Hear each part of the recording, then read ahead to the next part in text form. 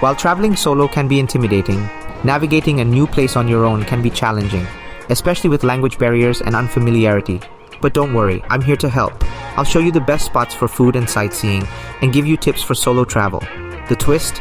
We're doing it solo style and mostly by foot.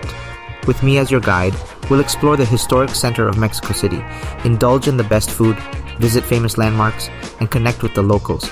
Are you ready for this unique and unforgettable experience? Let's get started. I am now checking out from this hostel. This hostel is actually a villa. So you can see each villa has its own room. So I was in the room Artistas. And this is the traditional altar. These are the picture of notable Mexican artists and heroes.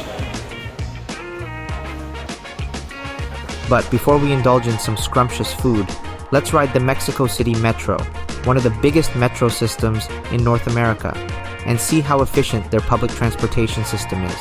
This one is the Mexican MRT card. Each station has its own symbol.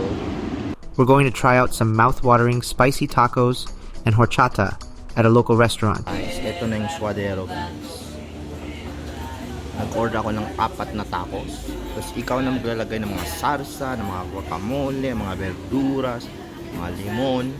Tapos bumili ako ng milk ng may... It is a sweet drink made from rice milk and cinnamon, perfect for hot days. And of course, we can't miss out on the tasty spicy tacos that will fill our tummies and make our taste buds dance. Mura lang siya. I'm gonna dive in. Ew. Guys, kumain ako ng 2 tacos. In case you didn't notice, para akong may eyeliner. Kasi nga, dahil sa mask kahapon, pumatanggal.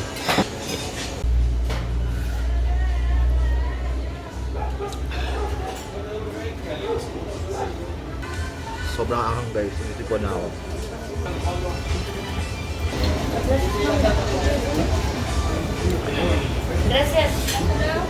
Mark Twain's moment.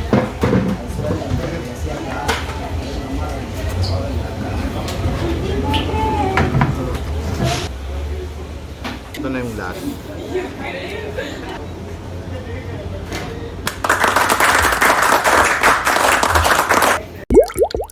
Next stop is the beautiful Parque Alameda, a public park located in the heart of the city.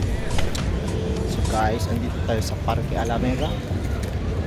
And this is the only day na talagang mamamasyal lang talaga ako. As you can see, the park is surrounded by beautiful trees, and there are plenty of benches to sit on and relax. It's no wonder why this place is so popular among the locals. Fun fact, did you know that this park used to be a marketplace during the pre-Hispanic era? Back in the day, it was a bustling trading center for the Aztecs. It wasn't until the Spanish conquest that it was turned into a public park. Kilala nyo ba kung sino to, guys? Si Poseidon to. Nowadays, there are plenty of things to see and do here in Parque Alameda. You can take a stroll around the park and admire the beautiful fountains, statues, and monuments. Now it's time to explore the historic center of Mexico City, filled with cultural and historical landmarks. We'll visit the world-famous Palacio de Bellas Artes, which has hosted various opera, dance performances, and concerts.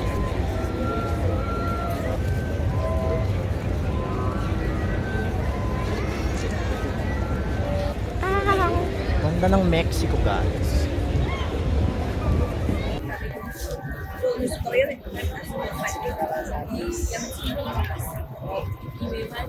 Ganda.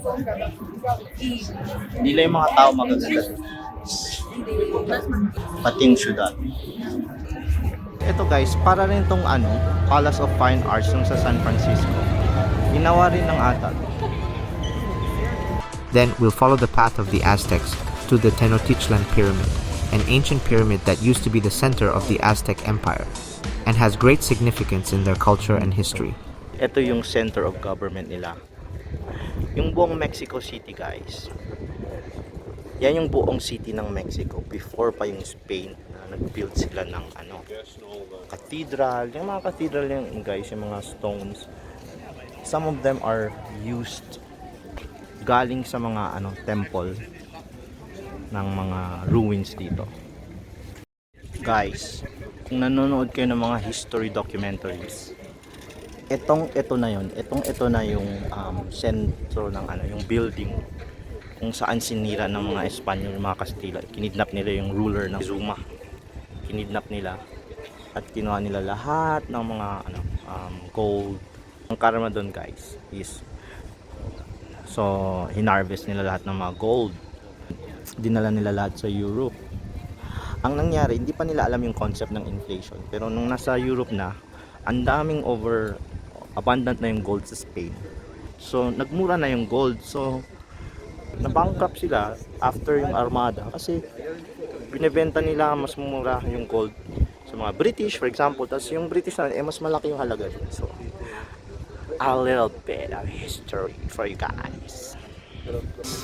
The bridge we are about to pass spans 700 years of Mexico City history.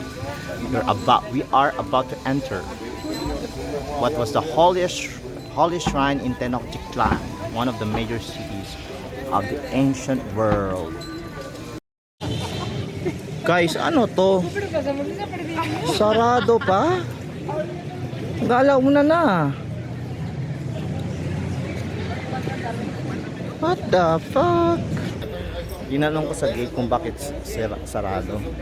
Sabi nila, every Monday daw, close daw. So, fail. Kung tingin ka na lang.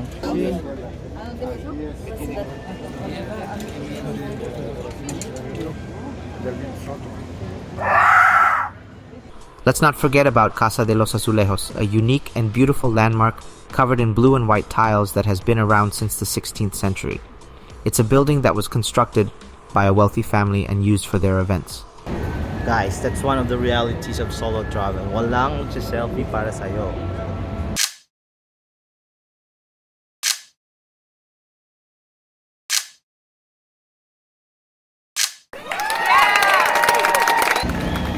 Nagkaroon din ako ng hindi perfect, but good selfie. Successful selfie. Pag mag-solo travel kayo guys, be creative when doing selfies. Sayang rin, once in a lifetime lang ito, hindi nyo alam kung kailan kayo babalik dito. So, make the most out of it. Wala nang hiya-hiya. Have patience. These churches here are so beautiful. Manila should have a large-scale restoration of their churches. Because you see guys, all of my Thai friends who goes to Manila wants to visit the the Baroque style churches. Southeast Asia has temples. Manila does not. What we have is churches, Baroque style churches, and colonial architectures. So it's important that we should restore this architecture over here. Ito yung usually yung architecture ng sa Manila during the Spanish times. Dalawang floor lang. Ang difference almost the same, pero yung difference is mas malaki yung bintana natin kasi medyo mainit sa Pilipinas. And after a long walk, we'll reward ourselves with some delicious pizza at a local pizzeria. Even though we're in Mexico, we can still enjoy a cup of coffee at Starbucks. Sí. Gracias.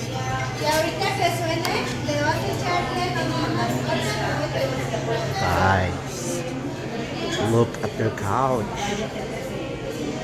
This Starbucks has a unique menu that you won't find anywhere else in the world. So let's grab a cup and continue our adventure. Guys, I have to tell you, pero I would highly recommend na mag-solo travel ka. Marami kang matutunan about yourself pag mag-solo travel ka. And Hindi mo na kailangan maghintay-hintay sa mga tao. Hindi mo kailangan mag-adjust sa kanila. You can do it on your own. Pwede kang pumunta kahit saan.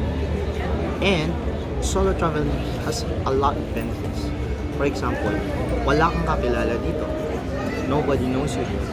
Wala kang so you can be anything. You can do anything. So, yan. That's the great adventures pag solo travel. But before we call it a day, let's get a fresh haircut at an authentic Mexican barbershop and learn more about Mexican culture from the locals. ¿Cómo sería tu corte? Bueno, quiero el corte típico de los jóvenes mexicanos, Muy como lo de la persona en el anterior. ¿Pero así lo quieres? Sí, sí. Muy bien. Gracias. Guys, how do you like my new look? Doesn't matter, guys. I love my hair. And would you look at these? As we walk to our next destination, we'll pass by the iconic Monumento de la Revolucion. Guys, here it is. Shut This landmark has a rich history and is now one of the most popular tourist destinations in Mexico City. You'll be amazed by its architecture and learn about its significance in Mexican history. Guys, isang malaking park. Marami silang park dito. So, while yung Pilipinas, small yung park, dito, outdoors talaga. Which makes sense naman kasi malamig naman, aircon naman kasi dito. Flan and chocolate. Maanghang siya, guys, pero masarap. Habang kumakain ka, you have the view, the beautiful view. Tapos may mga dumadaan ng mga tao. I love people watching. I got very interested with the pre-colonial Mexico, so I bought 2 magazines about it. And because I was not able to get into Templo Mayor because the museum is closed, I've also bought this one. For our final destination, let's have dinner at a local taqueria and try tacos al pastor.